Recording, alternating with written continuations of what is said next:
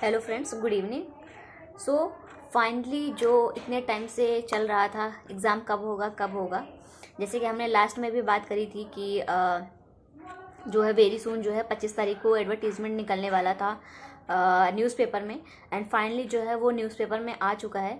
सो जो डेट्स हैं वो भी अब पता चल गई उसके थ्रू, जो कि हमें डेट्स मिली हैं कि हमारा प्री जो है वो 9 जुलाई को होने वाला है और जो मेंस होने वाला है वो 30 जुलाई को होने वाला है। सो अब इससे ज़्यादा ऑथेंटिसिटी कुछ बची नहीं है करने के लिए, कुछ बोलने के लिए बचा नहीं है, कुछ सुनने के लिए बचा नहीं है इसमें। और डेट जो है फाइनल हो चुके हैं, यही है। अब आपके पास जो है वो इतना ही समय है। अगर आज भी देखा जाए तो आज जब मैं वीडियो बना रही हूँ तो 26 अप्रैल हो चुकी है। सो मोटा मोटा बस वही है कि प्री के लिए अगर आप देखें तो 70 दिन का लगभग समय है और मेंस के लिए तो 20 दिन ही मिल रहे हैं। मुझे जो थोड़ा सा डिफ़िकल्टी लग रही है वो मेंस को लेकर ही लग रही है। और मेंस को लेकर इसलिए भी लग रही है क्योंकि जो मेरा पहले से भी कंसर्न था, क्योंकि एक तो जो है वो मेंस ही है, क्योंकि प्री तो आपका ठीक है कट ऑफ ही है, उसके थ्रू ही ऑफकोर्स इम्पॉर्टेंट वही है, मेन तो वही फर्स्ट पेज ही इम्पॉर्टेंट है। लेकिन बाद में क्या, अगर हम प्री पास भी कर गए तो क्या, उसके बाद क्या होना है, तो ये एक बहुत बड़ा सवाल है और हमेशा से ये चीज़ तो मन में होनी ही चाहिए।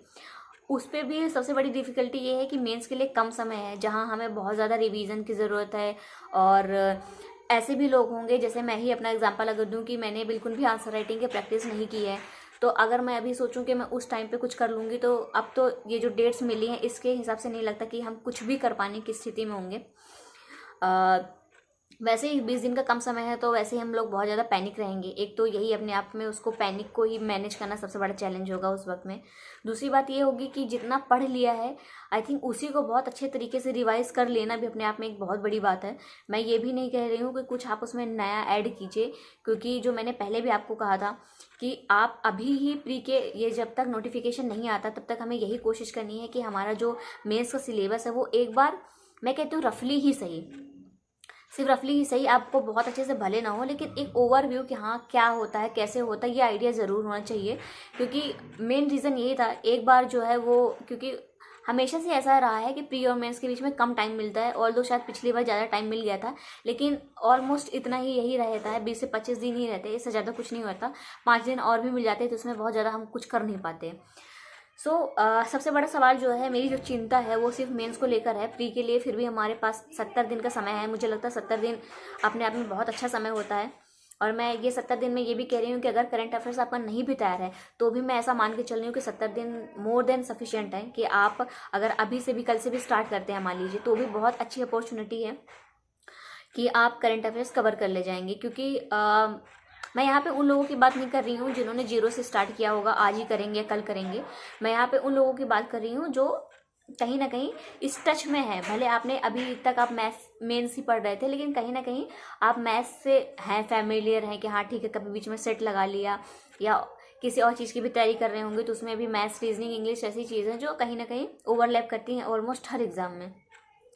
तो ऐसी स्थिति में अगर आपका क्वांट, रीजनिंग और मैथ्स से थोड़ा बहुत, मतलब इन तीनों से क्वेरी से आपका वास्ता है और आपका सिर्फ करंट अफेयर्स का पार्ट है, तो मैं मान के चलती हूँ कि आपको बहुत ज़्यादा दिक्कत नहीं आने वाली है प्री में, आप ठीक ठाक होंगे। अगर पर हाँ, आपको अभी से भी बहुत ज़्यादा मेहनत करने की ज़रूरत है, क्योंकि इसका जो क्वांट और रीजनिंग का लेवल होता है, खासकर मैं क्वांट की बात करूँ तो बहुत ज़्यादा होता है जितना मैंने ऑब्जर्व किया है। एग्ज़ाम तो मैंने भी कभी नहीं दिया, मैं भी पहली बार ही दूंगी। सो हम तो मतलब यही मान के चलें कि बहुत ज़्यादा टफ आने वाला है, जितना ज़्यादा हम इसको टफ मान के चलते हैं। खैर आप वो जब लास्ट ईयर के क्वेश्चंस वगैरह देंगे तो उसी से क्लियर हो जाएगा। लेकिन हाँ, मतलब नॉर्मल जो हमारा IBPS का एग्ज़ाम होते हैं उन सबसे कहीं ना कहीं आपको टफ ही मिलेगा ये चीज़। तो ऐसा नहीं है, बहुत ज़्यादा हल्के में नहीं लेना है कि हाँ 70 दिन का तो समय है और ये सब तो पढ़ते आते हैं तो हो जाएगा, बिल्कुल नहीं, ये गलती बिल्कुल भी मत कीजिएगा। पर हाँ, मैं फिर भी मान के चल रही हूँ कि एक सिंसियर स्टूडेंट की मैं बात कर रही हूँ, लोगों की बात नहीं कर रही जो इस एग्ज़ाम को हल्के में ले रहे हैं या अपनी तैयारी को हल्के में ले रहे हैं। मैं यहाँ पे सिर्फ सिंसियर स्टूडेंट्स की बात कर रही हूँ।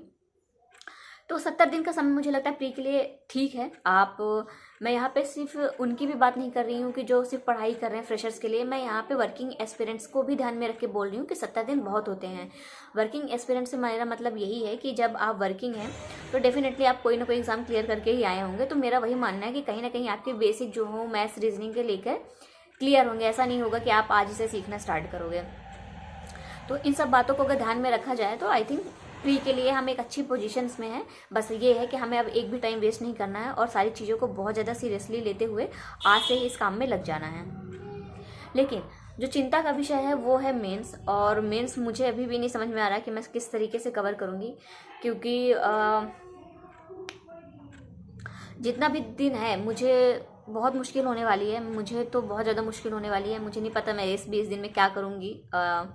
अगर मेरा प्री निकल भी जाता है तो मैं इस मेंस को कैसे टैकल करने वाली हूँ। लेकिन कुछ ना कुछ तो इसका रास्ता निकालना ही पड़ेगा, इस तरीके से काम चलने नहीं वाला है। एंड इस वक्त मैं थोड़ा सा सोच नहीं पा रही हूँ, क्योंकि मुझे भी आज ही पता चला एग्जैक्ट डेट के बारे में। तो मैं भी अभी तो मैं ऑफिस में ही थी दिन भर, फिर उसके बाद अभी ही आई हूँ। तो अभी मैंने भी कुछ सोचा नहीं है कि मैं किस तरीके से क्या करने वाली हूँ, क्योंकि खैर फिर भी अगर नहीं भी मैं जो भी सोचूंगी वो मैं डेफिनेटली आपसे शेयर करूंगी बाद में। लेकिन हाँ, जितना मैंने पहले सोचा था कि जो प्रॉपर नोटिफिकेशन होता है, जैसे मैंने पिछली बार भी बताया था, पिछली वीडियो में शेयर किया था कि जो प्रॉपर नोटिफिकेशन होता है जब से आपका फॉर्म फिलिंग स्टार्ट हो जाती है, मैं तभी से प्री पढ़ूंगी। मैं उसके पहले अगर अभी भी डेट नहीं आती है जो भी होता, लेकिन मैं तब भी प्री नहीं पढ़ने वाली थी। मैं उस डेट को ही मान करके चल रही हूँ कि अगर आज प्रॉपर नोटिफिकेशन फॉर्म भरना स्टार्ट होगा तो मैं आज से ही प्री का उठाऊंगी। मेरे पास इसके पहले जितना भी टाइम मिलेगा वो डेफिनेटली मैं मेंस के लिए डिवोट करने वाली हूँ।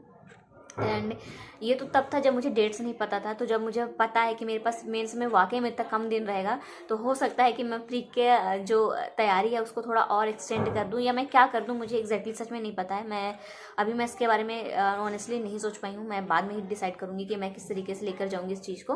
पर हाँ, एक चीज़ जो फॉर श्योर है वो यही है कि जब तक कि प्रॉपर नोटिफिकेशन ऑनलाइन नहीं चालू हो जाते हैं फॉर्म फिलिंग, तब तक का मैं दिन जरूर जो है वो सोली मेंस के लिए ही डिवोट करूँगी। एंड अभी तक जो था वो मैं मैनेजमेंट पढ़ रही हूँ, जैसा कि मैंने लास्ट वीडियो में आपसे शेयर किया था।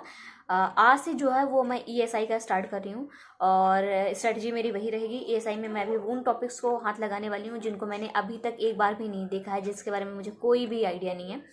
तो मैं वही करूँगी। एंड मैं अभी करंट अफेयर्स वगैरह मेरा भी करंट अफेयर्स कुछ तैयार नहीं है।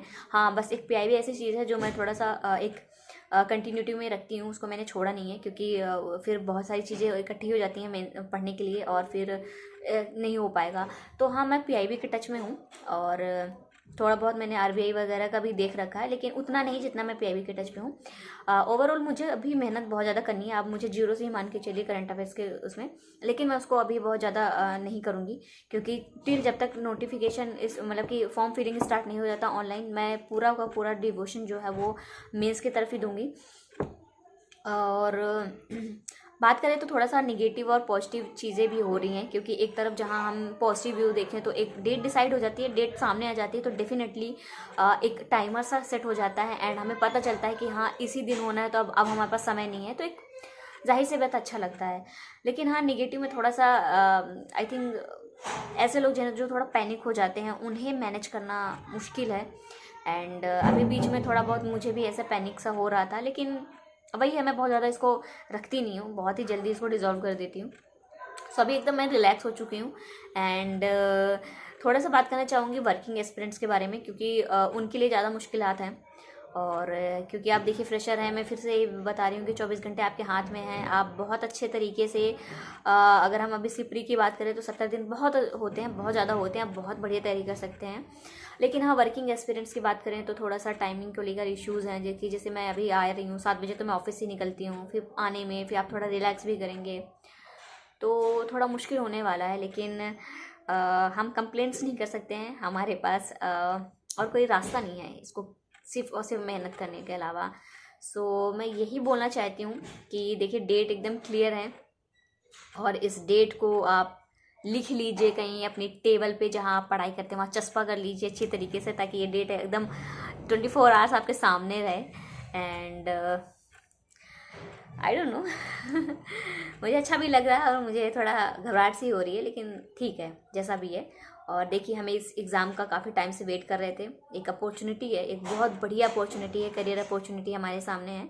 सो आप अभी रिजल्ट्स के बारे में बिल्कुल मत सोचिए, कुछ मत सोचिए, बस जितने दिन हैं उतने दिन मस्त तैयारी कीजिए। ये वीडियो यहीं तक के लिए रहा, मैं मिलूंगी आपको नेक्स्ट वीडियो में, तब तक के लिए बाय बाय, टेक केयर।